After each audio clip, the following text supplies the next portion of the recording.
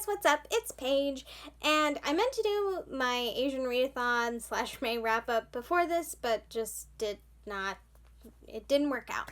But I'm doing it now. I did do a TBR video for Asian readathon, I did it on the 17th, and I felt like it was too late to put it up by then because it was the whole month of May. It was to celebrate Asian Pacific American Heritage Month, and it was hosted by Cindy from Read with Cindy. I really love Cindy. She's awesome. You should go check her out, even though she would tell you not to. I love her, and I wanted to read more diversely, and it sounded like a fun readathon.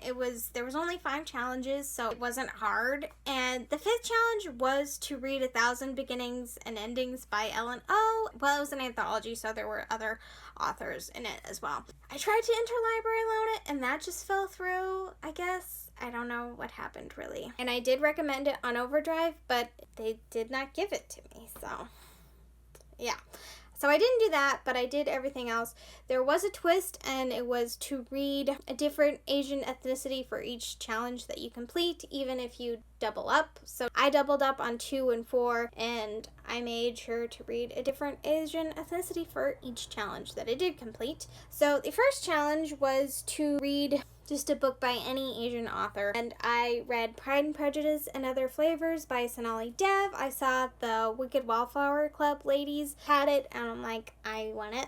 And so I requested it on NetGalley, and I got it. And don't come for me, I have not read Pride and Prejudice by Jane Austen. I've seen the movie and this TV series, and yes, it's obviously not going to be as good as the book, and I feel bad. I'm going to read it someday, eventually, but I have not read it, so I'm just getting that out now. But that being said, I really, really loved this book, and I really do think it is a good retelling. It is also a reverse retelling because the heroine is Mr. Darcy, and the hero is Elizabeth Bennet. So that was really awesome. It's called In Other Flavors because the hero is a chef. And you guys, the food in this book is it's like its own character. The heroine, she just falls in love with the hero's food, and it makes her fall in love with him, and I fell in love with the food. You guys, it was just amazing, and I just loved it. The book was amazing. Seriously, I gave it 5 stars. I loved it so much. The heroine, she's a neurosurgeon, although I believe her special is eyes, and the hero's sister, she has been given, 3 months to live. She's just taking time bombs. She's going to die if the heroine can't figure out a way to save her. And so, obviously, the hero and the heroine, their first meeting was not ideal. It did not go well, and I really loved it. It was a bit frustrating, but in a good way, because they just don't want to communicate or be open to communicating, really. It's just they get so caught up in, I don't want to say hating each other, but hating each other that they just can't see beyond it. And, that was before the heroine, really, fell in love with his food, and, oh my gosh, she fell in love with him. And it was just why can't you guys just talk and be open? But I loved it. I loved that, which sounds crazy, but I really did. It was a really great book. If you love Pride and Prejudice, check it out. I seriously think it's worth it. I just loved this book so much, and I'm glad that I did get it, even though I mostly just got it on a whim. But I don't care, because I loved it. Alright, so the next challenge was to read a graphic novel, and I decided to read Battle Angel Alita, Volume 1 by Yukito Kishiro. I had seen a couple of trailers for the movie Alita, and I had no idea that it was even a graphic novel series. And I saw it on KU, and I'm like, oh my gosh, I'm gonna read this for Asian Readathon. And I gave it 3 stars. I have a problem with eye and brain gore. I don't like it. It's just a thing. It creeps me the fuck out. Okay, for reals. This had too much of it. It was gross. Okay, it was gross, and I didn't like it, and there was other issues. I don't know. There's the city that they are part of, and then above them, for some reason, I feel like it's a blimp. I don't know why. It's probably not. But all the rich people live up there, and all the people in the city, they're poor, and I don't they're necessarily like completely all cyborgs, but they have a lot of cyborgish parts. And the guy who puts Alita together, he's like a scavenger. He found her head and gave her a body and all this other stuff. And we don't really know much about her background. And I mean, obviously, we're going to find out more in the following volumes. I don't know if I will read them because I wasn't really enjoying it. I think the graphics for the most part were okay. They weren't horrible. I don't feel like everything was translated completely perfectly. Obviously, when I say obviously, I mean nothing's going to be perfect, but I don't think it was maybe as best as it could be. I have no idea. So I read this for the fourth challenge, which was also to read work that had been translated from the original language into English. So I combined 2 and 4. It does end on a cliffhanger. I do think I will watch the movie. I'm a little worried about the possible gore. But I don't know. If the movie satisfies my need to know what happens next, I doubt I will read any of the other volumes. We'll just have to see. If you're interested in it, if you liked the movie or you're interested in it, it does sound like an interesting premise. I mean, she's different. He originally wants to like dress her up as just like a pretty little cyborg, and that's another problem I had with the comic. But she wants to be a fighter and she's trying to take on this evil cyborg thingy, and he finds her another body. Yeah, I don't know. We'll just have to see how it goes. So the third challenge was to read a book featuring an intersectional Asian character, or that is written by an intersectional Asian author. And so I decided to read No Two Ways. The author herself is bisexual, and the main female, it is a female-female romance. Her name is AJ, and she is also bisexual. And before you even get into the book, the author has a note, and she says that this has just been her experience being bisexual, and it's been the people that she knows who also identify as bisexual, it's been their experience in a way, but just to know that this is not going to be everybody's experience. I really liked it. I gave it 4.5 stars. I learned a lot. I never really knew that people who identify as bisexual had problems like within the LGBT community. And Chi Yu Rodriguez, that's the author, she really opened my eyes up to that, because AJ, she is bisexual, and she first meets the female love interest. Her name is Jackie, and they sleep together, and she really likes Jackie, but Jackie doesn't believe that AJ is basically anything but a straight girl who's playing with her, you know, is just using her to have fun. So that's a problem that they have to deal with throughout the book, and I think it ends in a happy for now. AJ, she really likes Jackie, like I said. There is a guy on the cover. He's an ex-boyfriend. The synopsis, I think it makes it seem like it's kind of going to be a love triangle, but it's not. It's more of just like a closure type deal.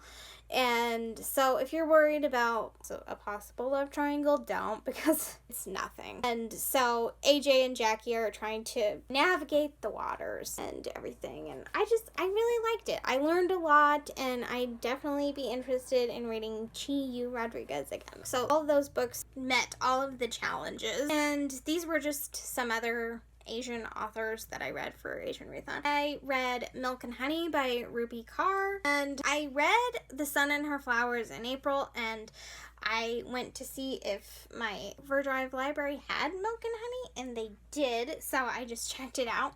I gave it 4.5 stars. I did love The Sun and Her Flowers more, but I still really enjoyed reading Milk and Honey. It was good, you know, I was able to relate to some of the poems, obviously not all, but I really enjoyed reading it. I said before, I think The Sun and Her Flowers has something for everybody, and I think there are parts, some poems that you can identify with in Milk and Honey too, so I really enjoyed it. The last book that I read for Asian Readathon was If the Dress Fits. I meant to read more, but May was just not a good reading month. Anyways, this is by Carla D. Guzman, and I gave it 4 stars. This is a friends to lovers romance, and the heroine, she fell in love with this guy from high school, and she finds out that her cousin is marrying him. So feels upset about that.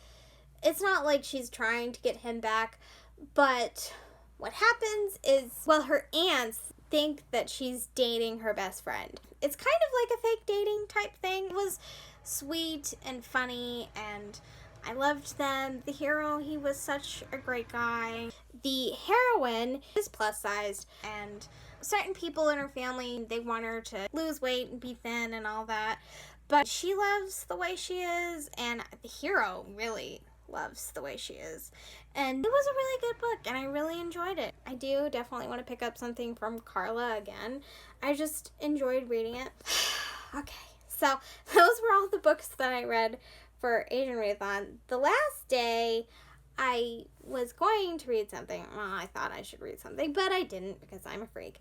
But, ironically, totally unplanned, I did watch 2 movies, and they were both Asian movies. So, I thought, why not just mention them? So, the first one that I watched was The Grudge. That's directed by Takashi Shimizu, and I think he sort of wrote it, but it was Steven, I think that's his name, Steven or Stefan Susko. He wrote the screenplay. And The Grudge, I don't know if the lore that it's based on is actually Japanese lore, but it said that when somebody is murdered in a location, it leaves a stain on that location, and an evil manifests there. So, I mean, if somebody gets killed in a house, it leaves a stain and an evil presence in the house, and anybody who lives in the house is gonna die. That's basically what The Grudge is. And, I mean, I don't know. I was really expecting a scary movie. And, you know, those type of movies like demon, possession, ghosts, supernatural, those movies scare me, like, a lot. Like, seriously. I'm a total pansy when it comes to those movies. And I didn't even have to break out a blanket, people, which is just sad. I mean, the concept was great. I mean, I don't know if it's real, but, I mean, if it's not real, super great concept. And if it is, creepy. I mean, creepy in a good way. Or, well, just, I mean, props. That's what I mean. And just, it wasn't that scary. I mean, definitely had its, like, yuck, creepy moments. But it just wasn't that scary. And I want to be scared when I watch a movie like this. And it didn't happen. And so, yeah. If we were going with a rating for books, I would give it 3 stars. I don't know. I wouldn't say not to watch it, although don't judge me why I haven't watched it before this, because it came out when I was barely 10, okay? And just, I don't know. I don't think I've seen it anywhere else. It was on HBO, and I decided to watch it, and I was disappointed. I'm not gonna lie. I mean, it was fine, but, I mean, it was interesting. It just didn't scare me, which is what I wanted, and it didn't happen. What the hell? Okay. And the movie that I watched was Always Be My Maybe, and this was directed by Nachika Khan. I'm sorry, I butchered her name. And it was written by Ali Wong and Randall Park and also Michael Galamico. And I love Ali Wong so much. I've watched both of her Netflix specials, Tiger Baby, Baby Tiger, Baby Cobra. It's Baby Cobra. Sorry. And Hard Knock Wife. I love her. She's hilarious. Those specials are hilarious. You should watch them. Be aware they're pretty raunchy. I was expecting a more raunchy movie, to be honest. And it wasn't really that raunchy. I mean, it had its moments. The trailer that I saw was kind of like, whoa. It seemed a bit raunchy, but it didn't happen in the movie. Anyways, I really loved this. I gave it 5 stars. I would rate it 5 stars. Allie, she is a celebrity chef. She is engaged to this superstar restaurateur who is played by Daniel Day Kim. They're supposed to get married, but he wants to, like, take a break for 6 months and go overseas and, you know, make more restaurants or whatever. So they're going to take a break, and she goes back to San Francisco where she grew up, and she runs into Randall Park, who is her childhood best friend and her childhood crush too. I mean, she loved him and he loved her, and something happened and they just lost touch and they reconnect. It's a rom-com. It's a fucking awesome rom-com, and you should watch it. Keanu Reeves is in this, and you should watch it because I loved it. And that is it for the Asian Readathon. Okay. So, oh fuck. Sorry. Okay, so that was my Asian Readathon. I had fun doing it, and I think Cindy's going to do this next year, and so I will definitely be participating in that, and I will try to have my shit together and put a TBR video up next time. So I will see you guys later.